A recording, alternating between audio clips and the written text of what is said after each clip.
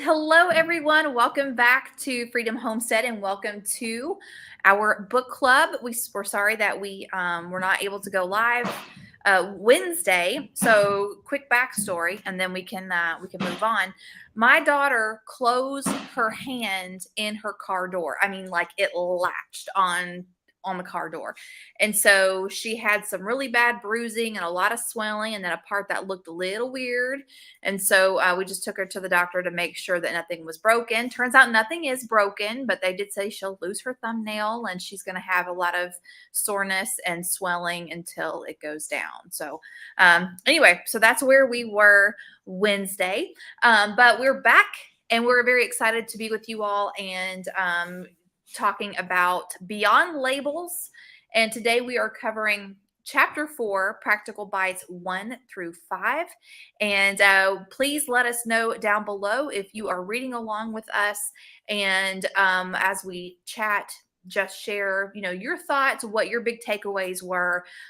We really love interacting with you all. So with me today, we have Anna from Fermented Homestead. We have Julie from Row & Co Farms, and we have Miss Constance from A Good Life Farm. And as we have said before, for those of you who are new here, we are all on our own health journeys. We're all coming from different backgrounds. So we're kind of giving you all our perspective of this book, and it's been a lot of fun, really enjoying it. So do you ladies want to give a quick introduction for those who are new to our book club? Anna, you want to start? Sure. My name is Anna. I'm with the Fermented Homestead. I homestead here currently in Washington. We're getting ready to sell our house. Well, we've sold our house. We're in escrow, and we're getting ready to move elsewhere, and that is to be determined. But it will definitely not be in the same area.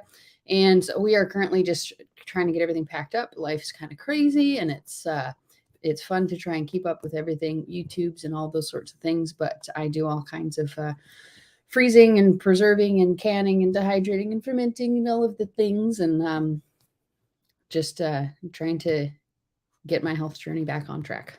So, all right, Miss Julie.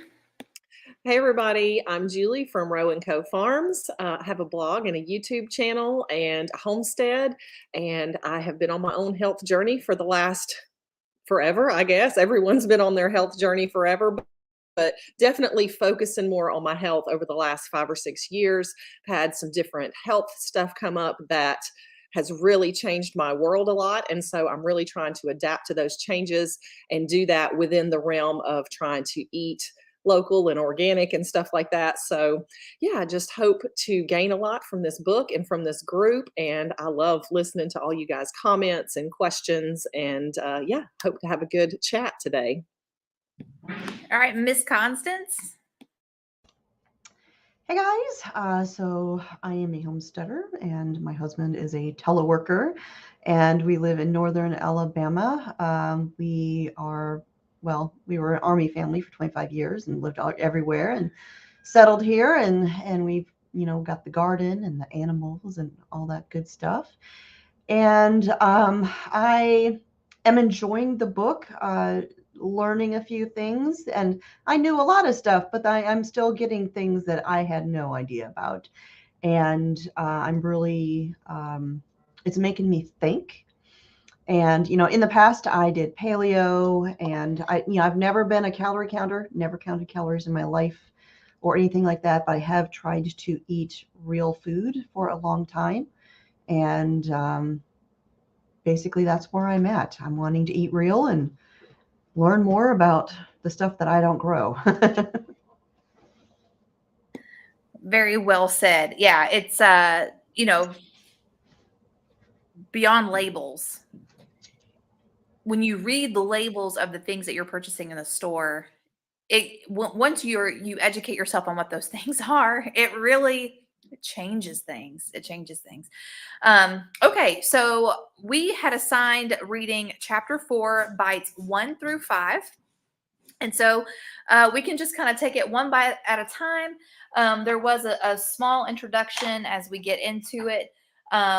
So this chapter is focusing on shifting from low to high quality processed foods, and it explains high quality processed foods being those that are organic and things of that nature. So the first practical bite, and again, these are bites that they give you that on your own schedule, on your own time, as you are comfortable, you can start implementing these tips. So the first one is to harness your power.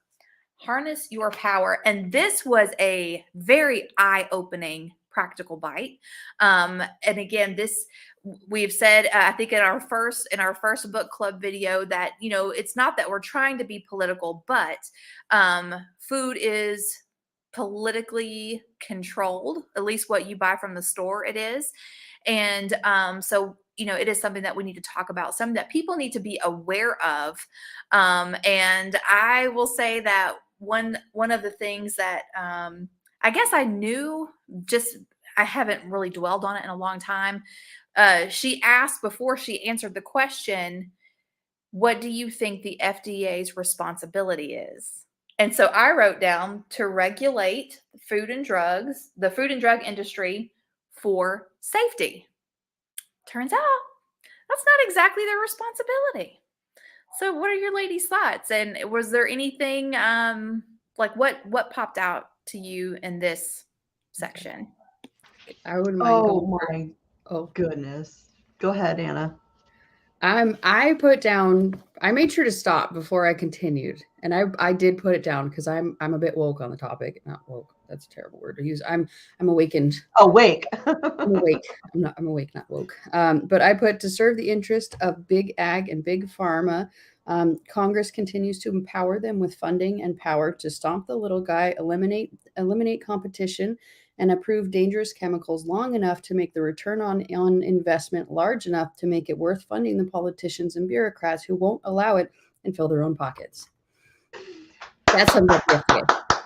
This is why we're friends. I know, right? And I was like, I have to stop here because I was like, I have a feeling where they're going, but so far it's been so light and fluffy. I don't think it's true.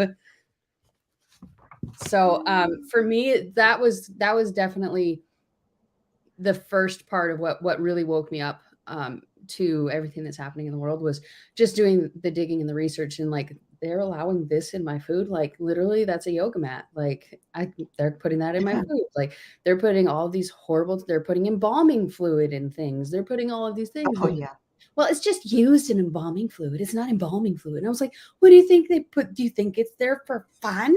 It does a purpose of embalming, and they're putting it in your food. Like they put beaver anal glands in there, like, come on. Artificial vanilla flavoring. What's that? Artificial vanilla flavoring. Yeah, it's a lovely thing, isn't it?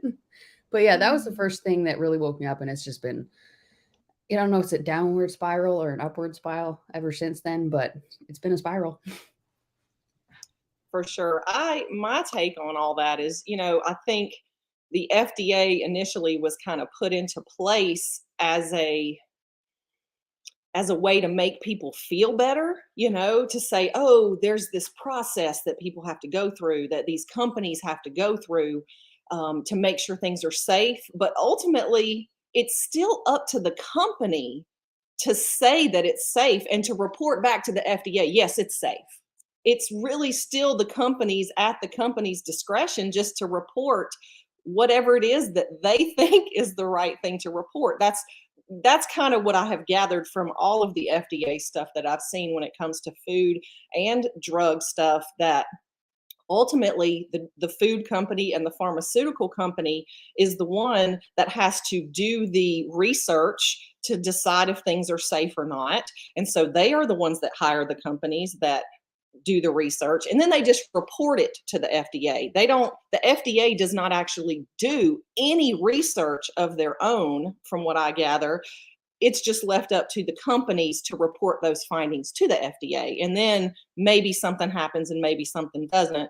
But ultimately, the FDA is just to make you feel like something is being done to protect your safety when that's really not the case. It's just this oversight committee that is kind of running rampant over our our food system, but it's not really controlling the safety of it.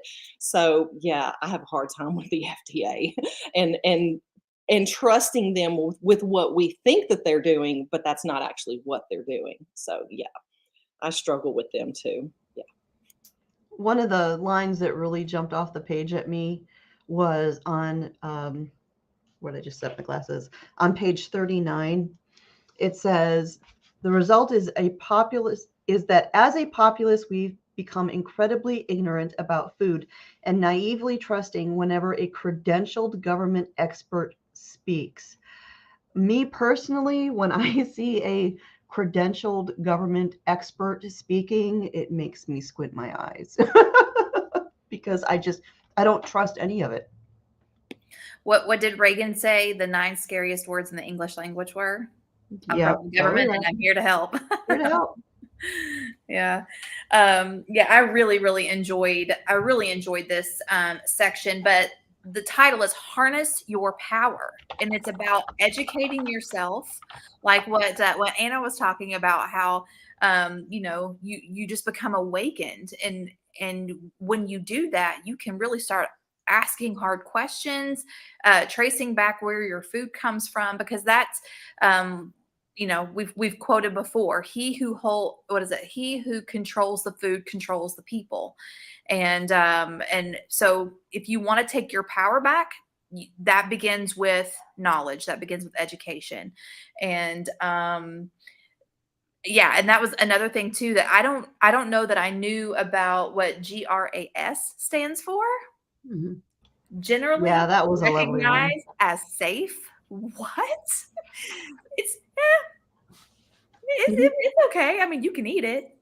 You might die eventually. 20 years from now. Yeah, Right. 20 Yeah. It's that But they'll cumulative. get their money, so they don't care. It's that cumulative effect we talked about last time. It's regarded as safe for one time. You Mhm. know, it doesn't kill you one time. So Mhm. yeah, that Yeah. generally regarded as safe or generally recognized as safe. Another one of those things that is up to the company to determine, not the FDA, of things that are generally regarded as safe. So those are all One those thing little also, sorry, things. with regards to that, one thing that a lot of people don't know is the open door that the big ag and pharmaceutical companies have with their employees, with the FDA and all of the other oversight committees. They just go from one to the other and back and forth and back and forth. Like there's an unknown number of cases of people who are working at pharmaceutical companies. They're working on certain projects. They'll leave that pharmaceutical company, go work for the FDA, and their first job is approving the drug that they just worked on for the FDA. It's normal. It's common practice. That's what they do. And that's why they're able to get away with all this stuff, because it's like, who else is going to work for the FDA but somebody who knows how the pharmaceutical company works? Yeah. Are I going to work there? We're going to be able to oversight them. And it's like, there's, that is one of the downsides of having a free market is that, people can do this kind of stuff. There's not the oversight that prevents it. But there should be some level of it, but who's going to oversight it? More government? You have the same sort of incestual system with tech too. I mean, look at how many people start off in government and end up on the board of these tech companies, or vice versa. I mean, they just go back and forth. It's like, okay, which company can I work for, and then finagle everything to work for my benefit and line my pockets, instead of looking out for the American people. Yeah. We are very excited to have Heather with us here today. Heather is somebody that all four of us really appreciate her insight on this stuff because of her professional background. She is would you call yourself are you a holistic or a natural nutritionist. Anyway, she says FDA approval only means that it doesn't kill you on contact. Manufacturers are allowed to do their own due diligence. No third-party testing required, which is what we said before.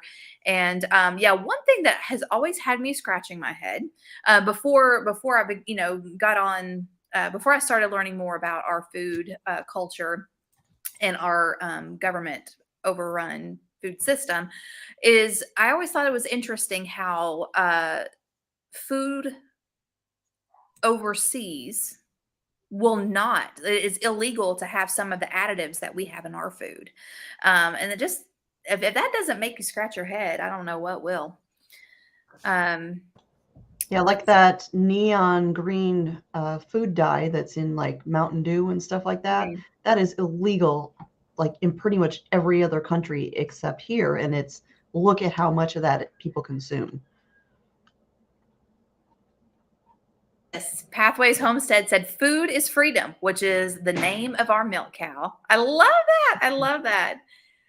Functional nutrition consultant. There you go. Thank you, Heather. We do plan on having Heather on in future book clubs because we've mentioned her before, how she was able to heal herself with foods. She had been diagnosed with cancer and autoimmune disease, but we'll talk more about that some other time. But we're just really excited to have her here. Okay. All right. So let's. Do you want to say anything else about? One more comment. I have one Okay. more, if you don't mind. So, in regards to that whole chapter about harnessing your power, I think, to me, the main gist of that is that as a consumer, we do control the market more than you think. I have been in the homesteading and kind of real food world, I'd say, for about 12 or 15 years.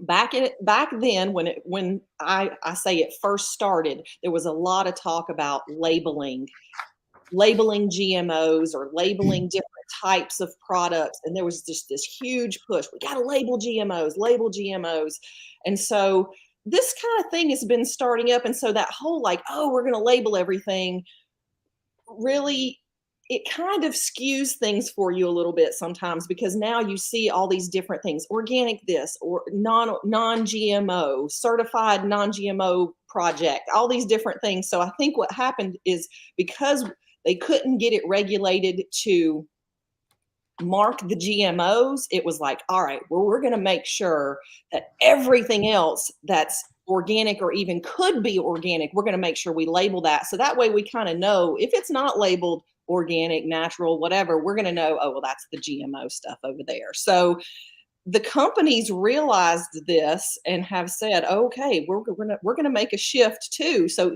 over the last 10 or 15 years, you see all the organic products in the store now. So the companies have listened to some extent, but they're still the labels. And so you still have to look again beyond the label, like what are you actually buying?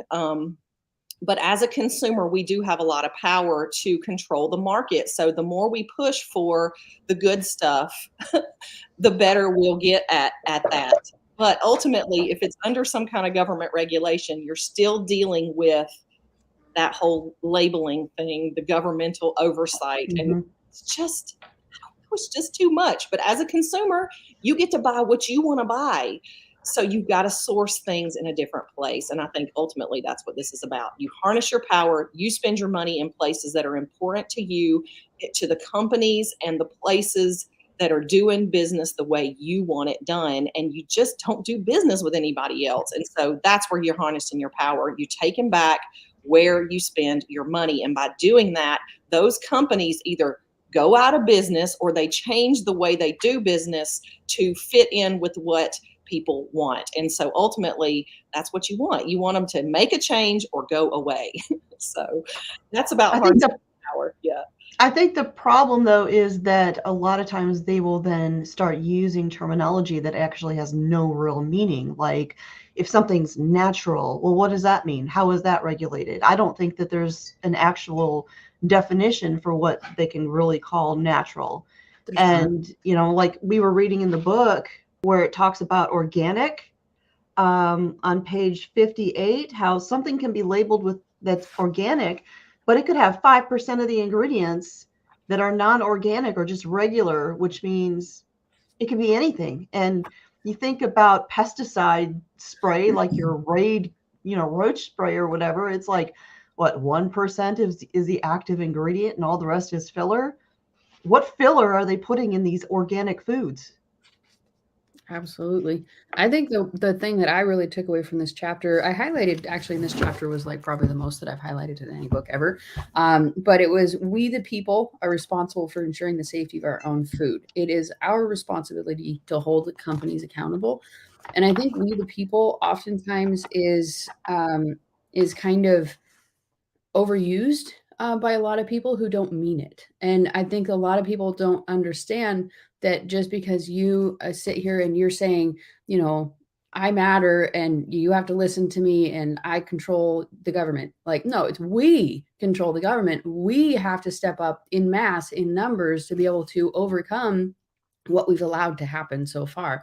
Like everything that's happening right now, we and those who came before us have allowed it all to happen. We've sat there idly, and it's like, says that our republic was built on the premise that the power lies within the people, but like I feel like the people have forgotten that, and they have put in the power and the trust and the faith and in all of these big companies who have simply said, I matter, listen to me, and it's like they've given up their own autonomy and their own power to make decisions because they've put some ill-guided faith and trust in some big government entity that has proven time and time and time in every single action that they've literally ever done that they only care about themselves and they're only there to enrich themselves. They don't care about you, but not you, but the general large number of the public wants it to be true. So they're willing to just stand back and allow it to be true in their own mind and give up their own power.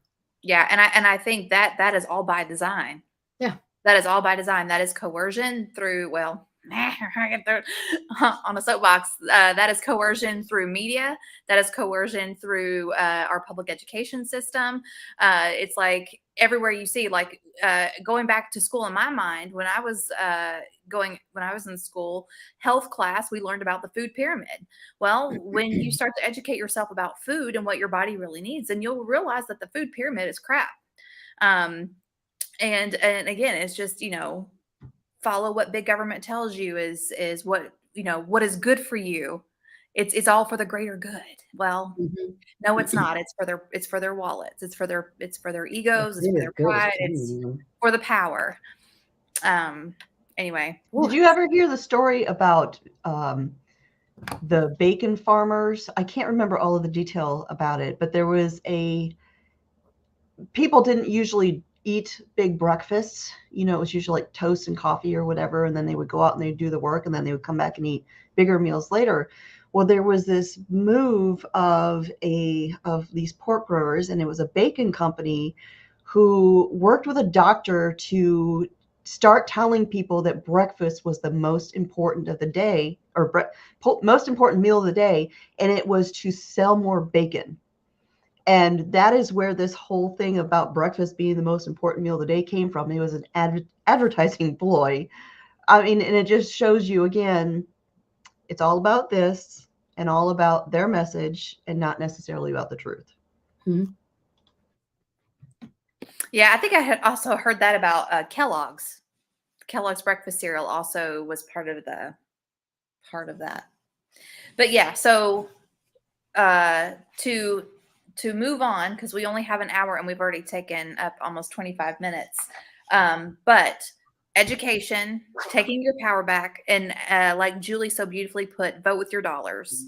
Mm-hmm. And Pathways Homestead said, buy from farmers like us. Heather said, get to know your producer. And we're going to talk a little bit more about that down the road here in just a minute.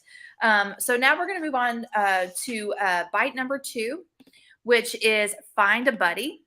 And I thought this is something that is like extremely appropriate because yesterday the 4 of us had some good conversation about that. So back in our early what part was it? Chapter 1, Meet Your Roadmap. They had us do a mental exercise, visioning ourselves healthy and what does a healthy life look like. So I didn't actually share this, but I feel like it's appropriate now because this is where my gal pals here come into play. So my vision of my healthy self is camping and hiking with my husband, and it's canoeing. And I imagine everything from the summer heat, the sticky, humid Kentucky woods, and smelling the dirt and smelling the bonfire and eating charred steak off of the bonfire. And I imagined what I'm wearing and all of I really got into it. I had such a good time imagining what my healthy life could look like. And so I really kind of got to a point yesterday where I'm like, okay, I'm tired of this. So I need to like vision this and make it real. I need to make it real. So I messaged the ladies and I messaged my husband and I said, okay, this is my goal. By the end of the summer, I want to be strong enough, healthy enough, and energetic enough that we can do this camping trip. So I told Jack, I'm like, so let's come up with a date. I want to canoe, I want to hike, and I want to do this by watching what I eat. And I need to do some strength training because Lord knows if I tried to do it now, I would probably feel like I was dying the whole time.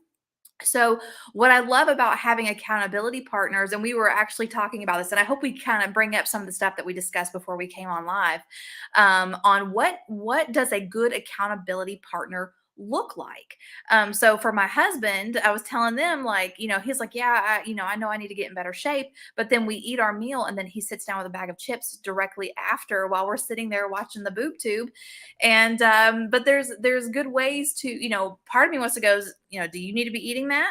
And that's not really helpful because that can feel more like an attack. It can feel more personal. And then he even said to me, are you sure you want me to hold you accountable? Because you hate it when I say anything to you. So anyway, in our health journey, we need to find a buddy. But if you find yourself being the buddy, what should that look like? How can you be a positive accountability partner to someone?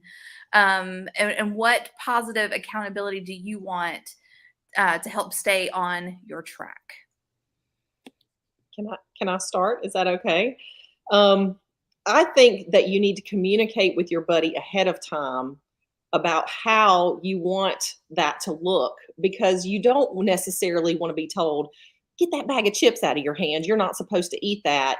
That's going to make you fat or whatever. You don't want to hear that in that way. So I think it's really good at least to maybe arrange ahead of time with your buddy, like, how are you going to hold me accountable? What kind of things are we going to talk about? Are we going to make a meal plan at the beginning of the week together and plan some stuff that way? Or are there certain things that you're allowed to say? Like, what words are you going to choose? I think the right words is important, and so that you're not coming at someone and feeling attacked, that you're feeling still supported. So I think it's good to just maybe figure out what triggers or what things will help you, and tell your buddy, like, these are the things that I'm going to need to hear from you. And so maybe that will help ahead of time rather than just waiting for the random comment to come your way. I think the biggest thing for a lot of people is just being just reminding them, like we were talking earlier, it was just reminding them, like, is that in line with your goals? It's not like you're not sitting there and being like, you're a fat cow with no self-control. Like, you're sitting there and you're being like, is that within your goals? Like, you're making other people think. And I think that what Julie was saying is spot on. Like, even if it's in the moment, like, you need to know how this person is going to respond best to you. And I think that each person knows how they're going to respond best. Like, for me, I respond to persistence. Like, it's like, don't just tell me once and then just walk away and never say anything again. Like, that's not going to do any good. It's like, if especially in the beginning, when somebody's like trying to come off of, if they're detoxing from sugar or chemicals or whatever it is, gut microbiome is fierce. She'd be fierce, and it's going to be, it's challenging to overcome it. And, sometimes you might need a little bit of extra assistance. You might need somebody to just brush off a negative comment that you might make at them. Just to understand that, it's not always them. Sometimes it's their microbiome, and they're not happy. And then it's difficult to, you have to have those boundaries laid ahead of time. I think that's spot on. And just knowing the right way to say things. I agree with that completely. I'm realizing everything I'm saying is just what Julie was saying. So I'm going to let Constance say something else. My dogs are going crazy at the moment. Okay, so while you're waiting for your pooches to calm down, I'll read this from Heather. She said, many folks think accountability is militant directives, but it should be about what motivates the other, not just discipline. And I agree wholeheartedly. In fact, what actually works on me is I'm very much a positive affirmation person. And when my husband makes me feel sexy, I'm just going to say it, it makes me want to be even more sexy. Like I want to try even harder. Like I can do better than this. Like, you want to see? I can do better than this, Mm-hmm. So yeah, I'm definitely a positive affirmation. But yeah, if he were to say, something ugly, which I can't imagine anything that he would say to me that would be ugly. But yeah, it would make me feel bad, and then I would want to eat to medicate feeling bad, yeah, I think, so being a good accountability partner, knowing what the person's goals are, knowing how to talk to them, what will they respond to in a positive way. And I also like how Heather was talking about that she and her neighbor have decided what things to grow in their garden together. That's really cool. And yeah, and that was one thing too that I had thought about when we were talking before we got on here. Instead of Jack helping himself to a bag of chips, like Julie was saying, maybe have a game plan together.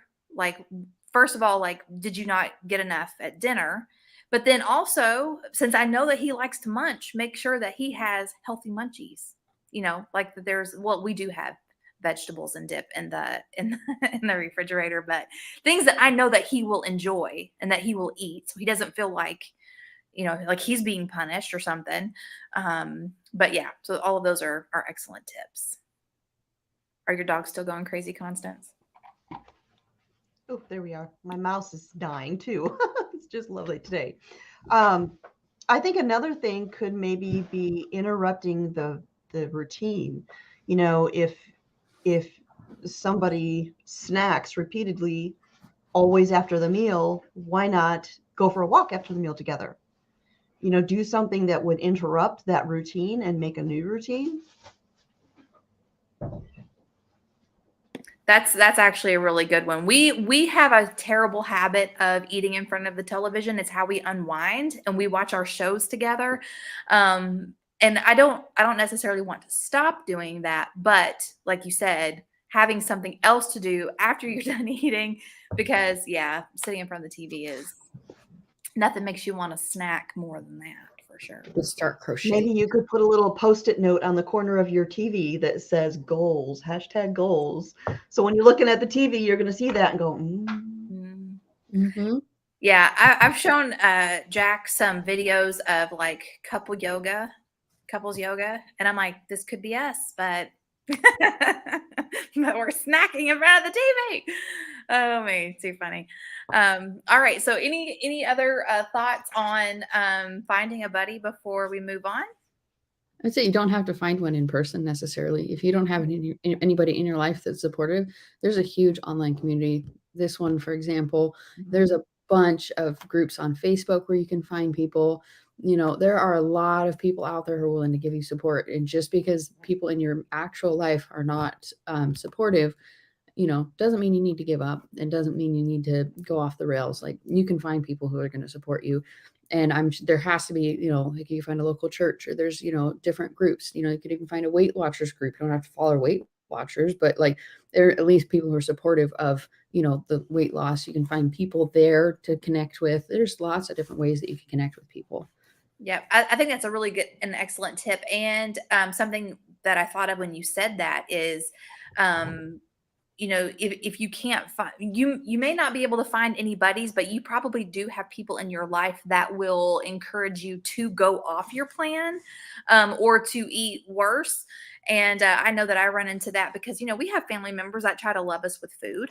And when you're trying to do better, they can make it difficult. So I think it's important to have a plan before you go visit with those folks. And because you don't want them to feel bad, because if they're trying to love you with food, that means they will feel rejected if you don't eat what they're trying to give you.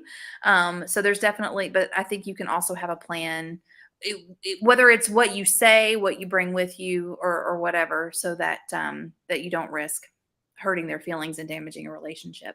You could also tell them ahead of time what their plans are. Be like, I would love to eat your food, but I just can't have carbs. If you could just grill up a steak or something, like that would mean the absolute world to me. That's the best way that you could love me, is to just make a steak or cook up a burger patty. Like that will make my world. If you just, that's how you can do it. If you really want to, that would mean everything. That's actually I hadn't thought about that. That's awesome.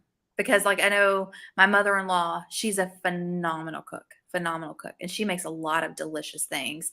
But I know that, if she were to feed me something and I didn't eat it, she might get her feelings hurt. But I could say, what I really love is that layered salad that you make. Could you make that? That would be amazing. Yeah, there you go.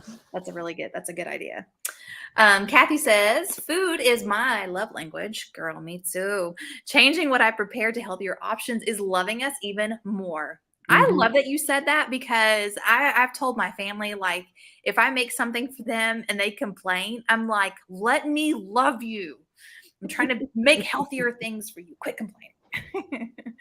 Okay, so we're going to go ahead and move on to practical bite number 3, which is say no to antibiotics when eating out. Say no to antibiotics when eating out. So how do you know? How do you know if there's antibiotics in the food? What do you do? Ladies, what are your thoughts? You ask.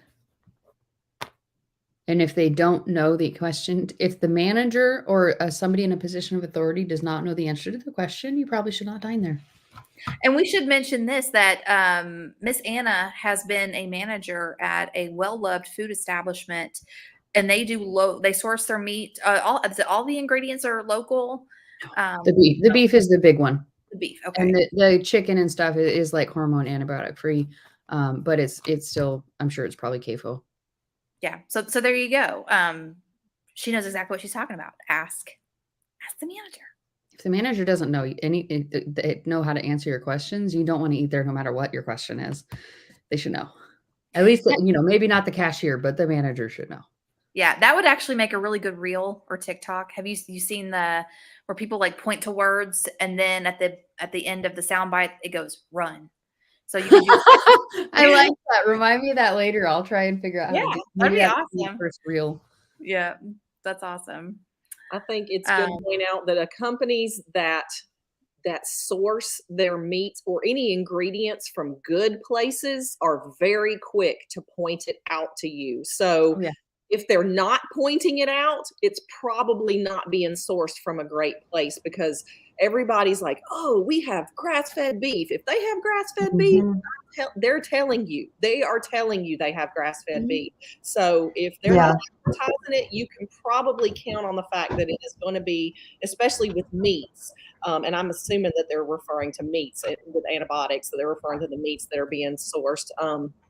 Fast food places are the biggest purchasers of meat in our country. So they are the ones that determine how our meat is raised and how cheaply it's raised, because they're the ones that are buying it. So if we demand better, or we don't eat at those places and we only eat at the ones that have the right stuff, then that's the thing. I just look for the places that advertise that they have those types of foods available.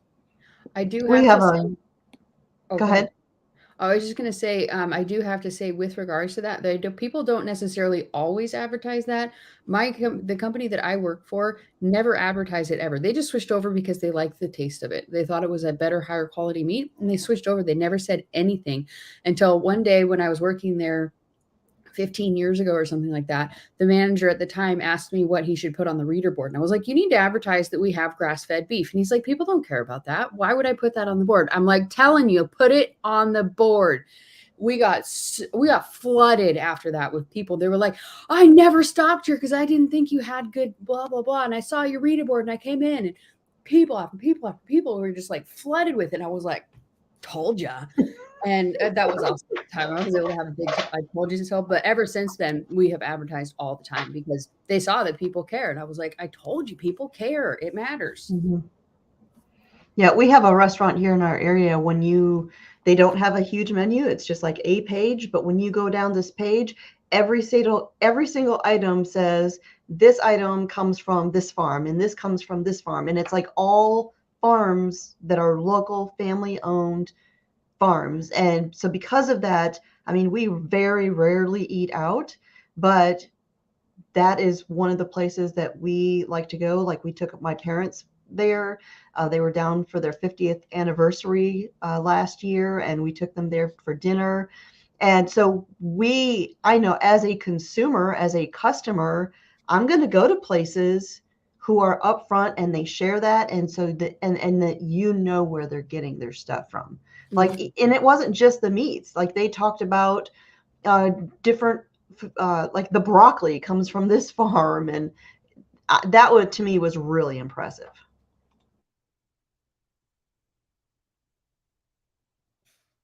I couldn't find the button.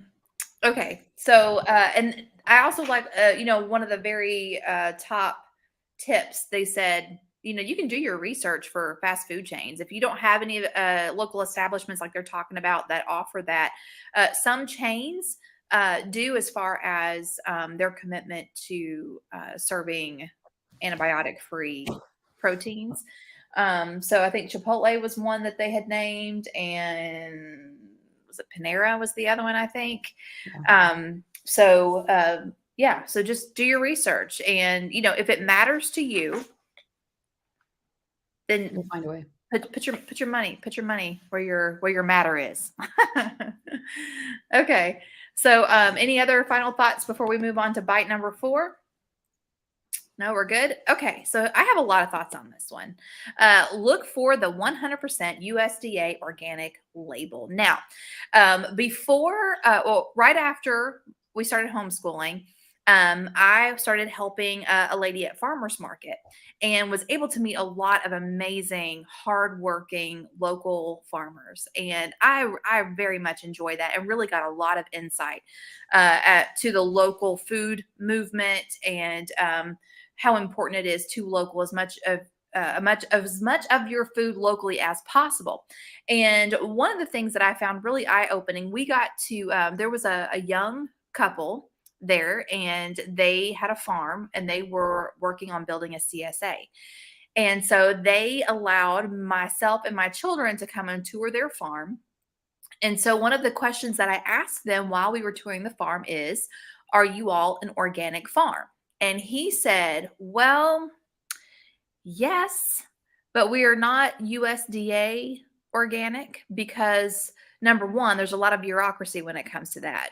It's extremely expensive for a farmer to be able to put the USDA organic label on their food. But he also said the USDA actually allows a lot of organic practices that we don't want on our farm. So I think, we've talked before about local sourcing your food locally. He did say that they do use natural practices. They use organic natural practices. They use neem oil. They use diatomaceous earth. They use those kind of things. And I'm like, that's cool because that's what I do too, So even though, but of course this does go back to switching to a higher quality processed foods. I do buy USDA organic processed foods when I buy processed foods, or I try to. But that's not to say that how a USDA organic farm is raising food is how you would do it on your homestead. So that is something to keep in mind. All right. That's what I wanted to say. I think the main thing with the USDA is mostly with prepackaged things, because in my mind, the main reason that I would pick something, I don't generally buy processed foods. I will every once in a while. And my husband, he does not share my values with this whatsoever. He buys absolute awful, horrible crap. Like literally last night, he had some weird pancake that had like cereal, like kids cereal flavored pancake with like this blue syrup on top, and I was like, how are you so skinny? But anyways, so he eats all this. He does not share my values, but when I buy things that I'm going to consume for myself, I do tend to go with the organic stuff if it's prepackaged, simply because I know that it does not have glyphosate on it. That is that is the number one thing that I do everything possible to avoid, is glyphosate, because it is awful. It has an insanely long half-life. It destroys your gut microbiome. It obliterates it. And it is on any grain that is not organic. It's on it. It doesn't matter if it's GMO or not. I know its main purpose is for GMO crop production, but they use glyphosate to kill the plants before they harvest them. They don't have a chance to work it out of their system. They use it to kill the plant. Everything, so they can harvest it all at once, so it all dies and it all dries at the same pace. All the grains, oatmeals, beans, legumes, lentils, rye, everything that is not organic is used with that to kill it. And there might be some small farm exceptions, but in the general big ag scheme of things, that's how it's done. So that's my main thing, is just avoiding that. It's at least better than not having it. It's not perfect by any stretch. And and if I had to pick between, a USDA certified organic head of lettuce versus a local farmer one, I'll pick the local farmer one any day of the week. But not a whole lot of local farmers make processed food. So, but that chemical, I mean, that's why you can drive by a farm field, a crop field one day, and go by the next day, and it's completely brown, and the day before it was green. Yep. It just all goes at once. It's because they're using that to artificially just dry it out now, so they can harvest it quicker and get another crop in. Exactly. Yeah. And I think too, like, you think about all of the food illnesses that we have, all of these allergies and intolerances we have. And it's no wonder the way that our food is delivered to us. And, of course, we can get into talk about fermenting too eventually, because one of the things that I really I loved about in the book of The Art of Fermentation, he talks about the slow kitchen and how, there's a lot of those things like the grains and legumes and things like that we're not preparing correctly. They're not grown correctly. They're not delivered to us correctly. And then we're not eating it correctly because there is a process to make them more digestible.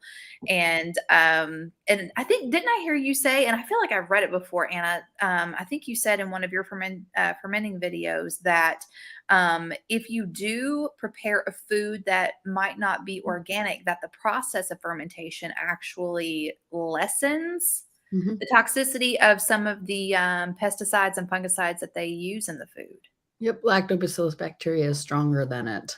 It can consume it. I mean, you're not gonna be able to like spray it directly, but if you use it, the process, I don't know if it's the bacteria itself or if it's the whatever the lactic acid, but the process of fermenting does somehow lessens the damaging, or I don't know if it's the quantity, but anyways, it makes it much better.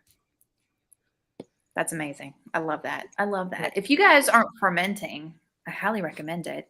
And all of us ferment, but Anna has a lot of fermenting videos. And are you still doing your fermenting 101 like Q&A series? Yes, I've just had things that are pre-booked for me the last several Fridays. So like the last Friday of the month will be the next one, most likely. Awesome. So she is the fermenting queen. Yeah. Trying to be.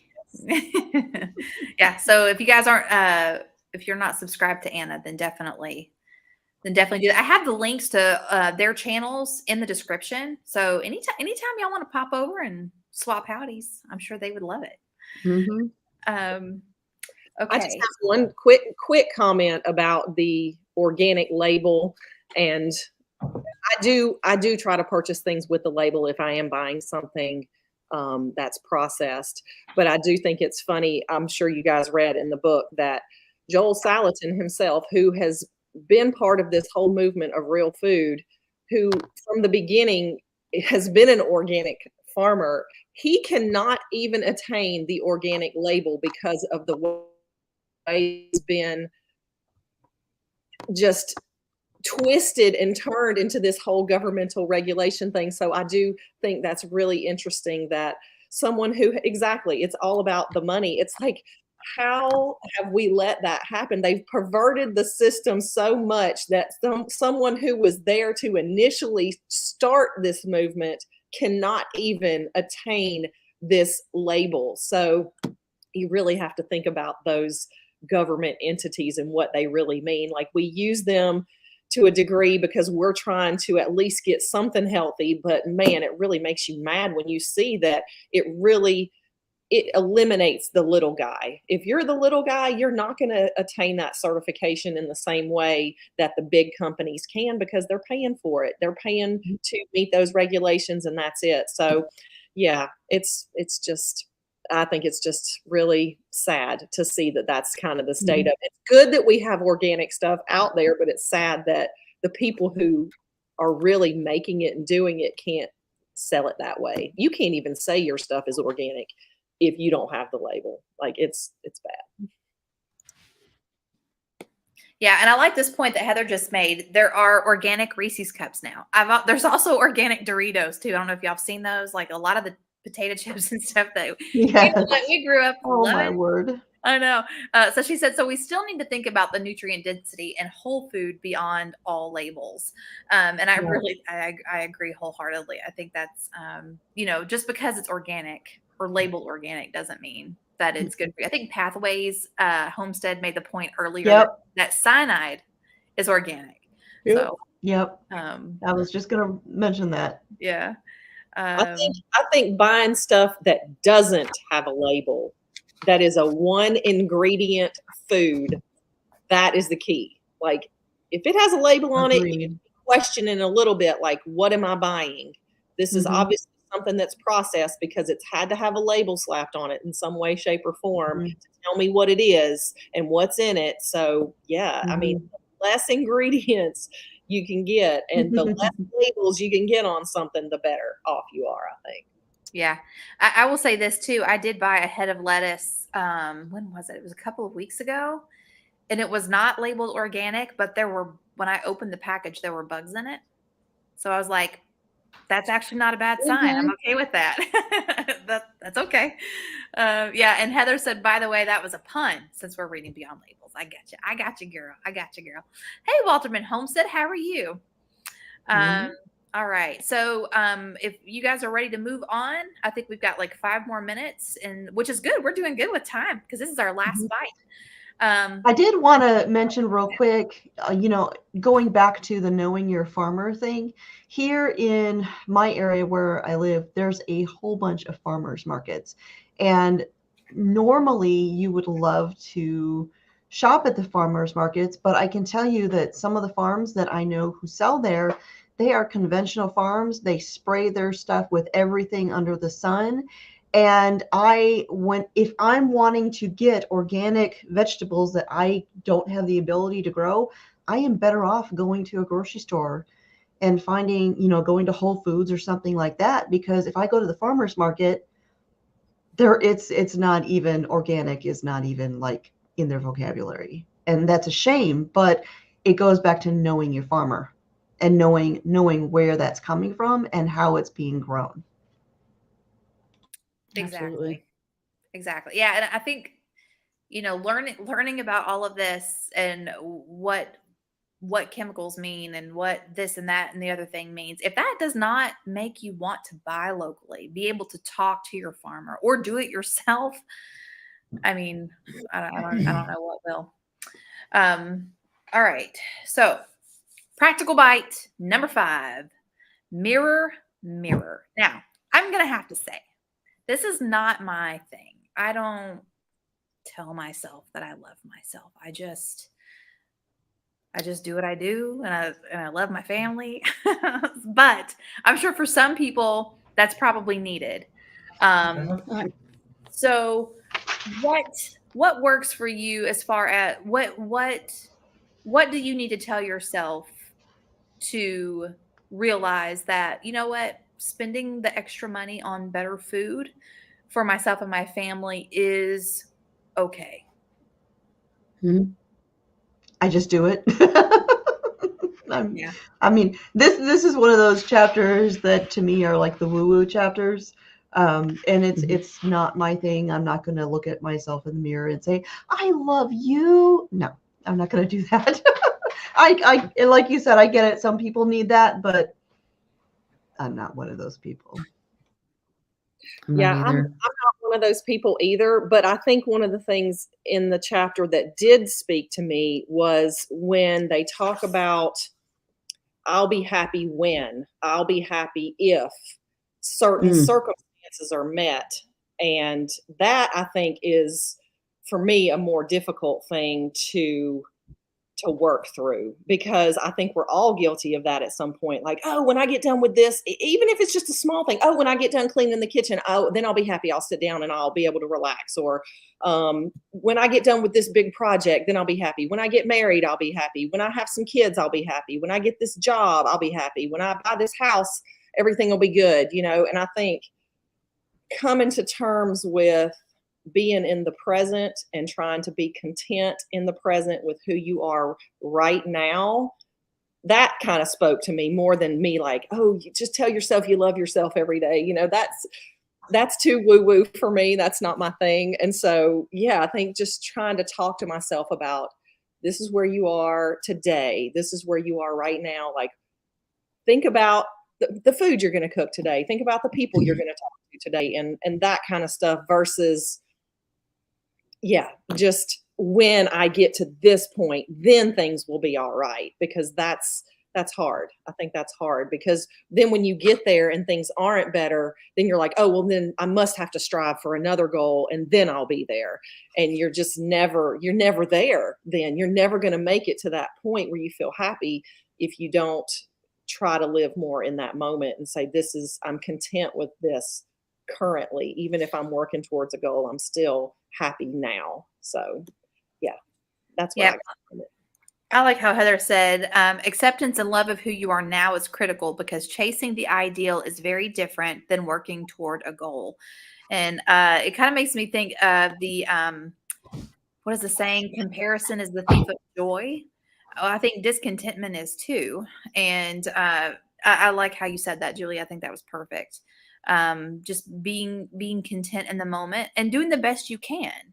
You know, what someone else might be doing. I mean, we can't all be Joel Salatin, at least not right now, but you know, we can slowly work toward that. But in the moment, be content and do the best you can. And we can be happy with those small successes. Small successes are definitely huge.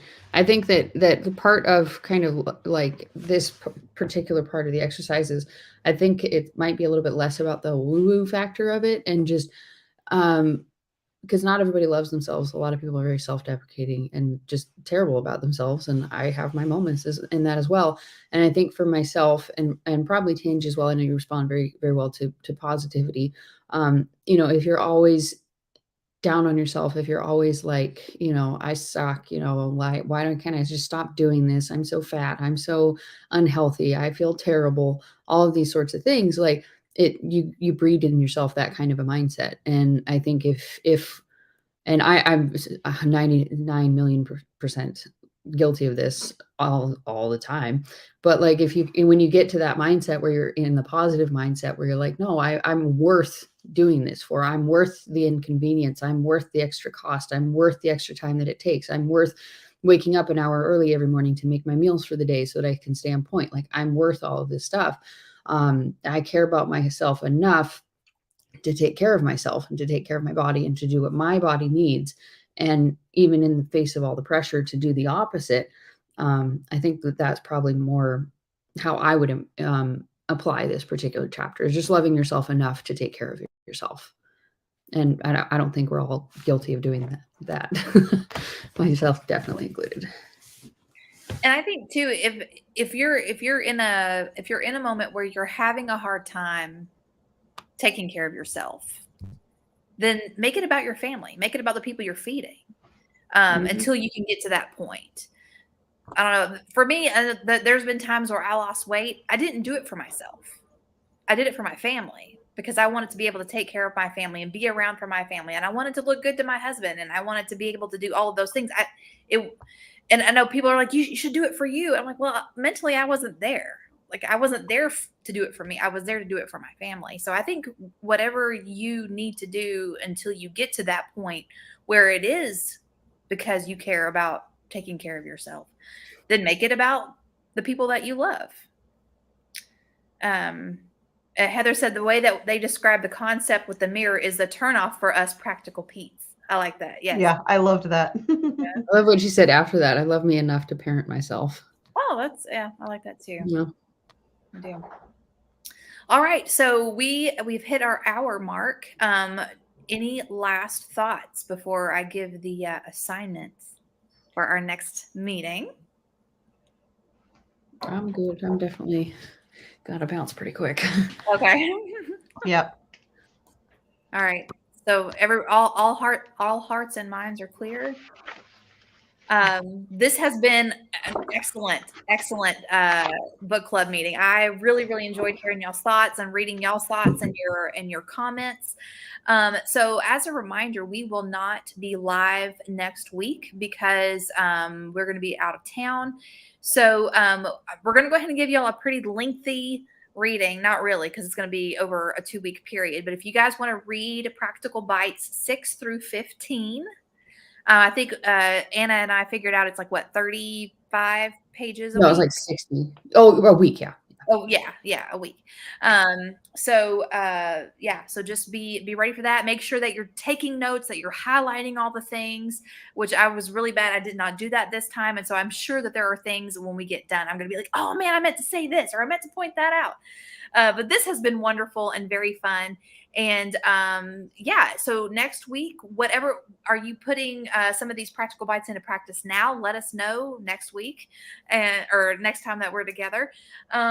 So that's it. Thank you all so much. And until next time, remember to be vigilant, to be prayerful, and be prepared. God bless you all, and we'll catch you in the next one.